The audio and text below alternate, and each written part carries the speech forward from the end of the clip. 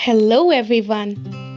Today we will discuss about The Shoemaker of Paris, written by Charles Dickens. ये कहानी को लिया गया है चार्ल्स डिकन की बहुत फेमस नोवेल से टेल ऑफ टू सिटीज से। ये स्टोरी बहुत इंटरेस्टिंग है और साथ में इमोशनल भी है। इस स्टोरी में एक लड़की है जिसका नाम लूसी मेंटे है। लूसी मेंटे लंदन में पली बड़ी और उसको हमेशा से लगता था कि उसके पेरेंट्स नहीं हैं और उसको ऑर्फनेज से लाया गया है। जर्विस लॉरी वो एक एम्प्लॉय थे टेल्सन बैंक में और वो गार्जियन थे मैनेट फैमिली के, मतलब लूसी की देखरेख वही करते थे। और ये शॉकिंग न्यूज़ थी कि डॉक्टर मैनेट जिंदा थे। तभी जर्विस लॉरी लूसी को लेकर पेरिस चले गए उसके फादर से मिलवाने। डॉक्टर मैनेट बहुत साधारण और बहुत अच्छे और बहुत ईमानदार थे। डॉक्टर मैनेट जो कि लूसी के फादर थे वो बहुत ही ईमानदार थे और बहुत ही अच्छे इंसान भी थे और बहुत ही फेमस डॉक्टर हुआ करते थे। तो उन्होंने एक फ्रेंच नोबेल मैन के यहाँ काम करने से मना कर दिया था।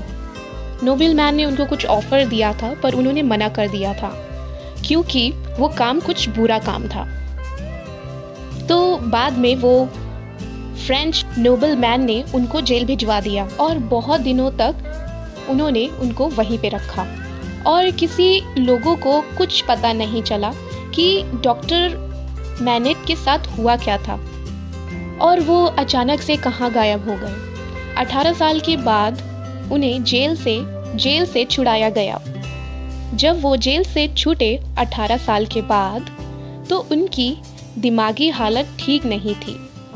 वो कुछ सोच भी नहीं सकते थे।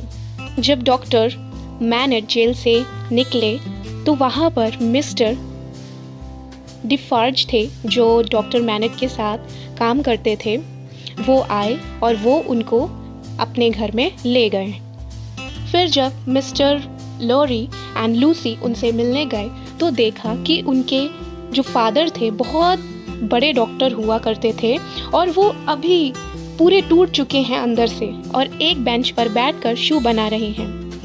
डिफार्ज ने डॉक्टर मैनेट से कहा, हैव अ गुड डे, और डॉक्टर मैनेट अपने शू की मरम्मत करने में लगे हुए थे और उन्होंने भी धीरे से बोला, गुड डे। डिफार्ज ने बोला, लगता है कि आप आज पूरा ही शू का रिपेयर कर लेंगे। तो जो डॉक्टर मैनेट थे उन्होंने बोला, हाँ मैं कोशिश तो कर रहा हूँ कि आज मैं इसको पूरा कंप्लीट कर लूँ, और वो अपना काम में लग गए। मिस्टर डिफार्ज ने बोला डॉक्टर मैनेट से कि मैं देख रहा हूँ कि आप अभी भी अपने काम को लेकर बहुत मेहनती हैं। फिर डॉक्टर जो मैनेट थे वो बोले, आई एम वर्किंग, मैं काम कर रहा हूँ। जब वो बोले आई एम वर्किंग तो बहुत धीरे वॉइस में बोले और ऐसा लग रहा था कि वो बहुत ही फिजिकल वीक हो गए हैं और उनको अकेलापन भी बहुत लगता था। उनकी आवाज़ ऐसी लग रही थी मानो कोई कलर फेड हो गया हो। जब डिफार्ज ऊपर आए उनके रूम में, जब उनका रूम का गेट खोला तब डॉक्टर मैनेट के रूम के अंदर बहुत रोशनी आई और डिफार्ज जब अंदर आए और उन्होंने देखा कि डॉक्टर मैनेट एक बेंच में बैठे हुए हैं और वो अपना शू रिपेयर कर रहे हैं और बहुत ढेर सारा सामान नीचे बिखरा हुआ है और वो अपने काम में लगे हुए हैं। डॉक्टर मैनेट फिजिकल बहुत ज़्यादा वीक हो गए थे और उनका शरीर बहुत ज़्यादा पतला हो गया था कि उनकी बॉडी में, उनके हाथ में बोन्स दिखाई दे रहे थे, हड्डियाँ दिखाई दे रही थी और उनकी दाढ़ी भी बहुत ज़्यादा लंबी हो गई थी और बिखरी हुई थी। जब उनके गेट के अंदर आए थे तो डिफार्ज के पीछे लॉरी और लूसी खड़े हुए थे। तो डिफार्ज ने डॉक्टर मैनेट से बोला कि आपसे कोई मिलने आया है। जब लॉरी अंदर आता है और डॉक्टर मैनेट से मिलता है तो जो डॉक्टर मैनेट होता है वो ऊपर देखता है और उसको कुछ याद नहीं होता, तो वो अपना काम फिर से करने लगता है। डिफार्ज ने डॉक्टर मैनेट से बोला कि आप शू कौन सा बना रहे हैं, ज़रा लॉरी को भी तो दिखाइए कि आप किस टाइप का शू बना रहे हैं। लॉरी ने वो शूज़ को अपने हाथ में लिया और लॉरी ने पूछा, डॉक्टर मैनेट ये किस तरीके का जूता है और इस जूते को किसने बनाया है, उसका नाम मुझे बताइए। डॉक्टर मैनेट मिस्टर लॉरी का सवाल ठीक से सुन नहीं पाए तो उनसे बोलते हैं, तुमने क्या बोला, ज़रा फिर से बोलना। फिर से मिस्टर लॉरी उनसे कहता है कि ये शू किस टाइप का और ये शू को बनाने वाला कौन है, उसका नाम मुझे बताओ। तो मिस्टर मैनेट बोलते हैं कि ये जो शू है वो एक लड़की का शू है, वॉकिंग शू है ये। तो जो डिफार्ज होता है वो नीचे झुकता है और फिर डॉक्टर मैनेट से बोलता है कि ये शू बनाने वाले का नाम क्या है। तो वो बोलते हैं कि ये शू बनाने वाले का नाम है, जो डॉक्टर मैनेट होते हैं वो बोलते हैं ये शू बनाने वाले का नाम है 105 नॉर्थ टावर। मतलब जेल में जो कैदी होते थे उनको वहाँ नंबर से बुलाया जाता था, नाम से नहीं बुलाया जाता था। नॉर्थ टावर डॉक्टर मैनेट का जेल था और 105 उनका नंबर था।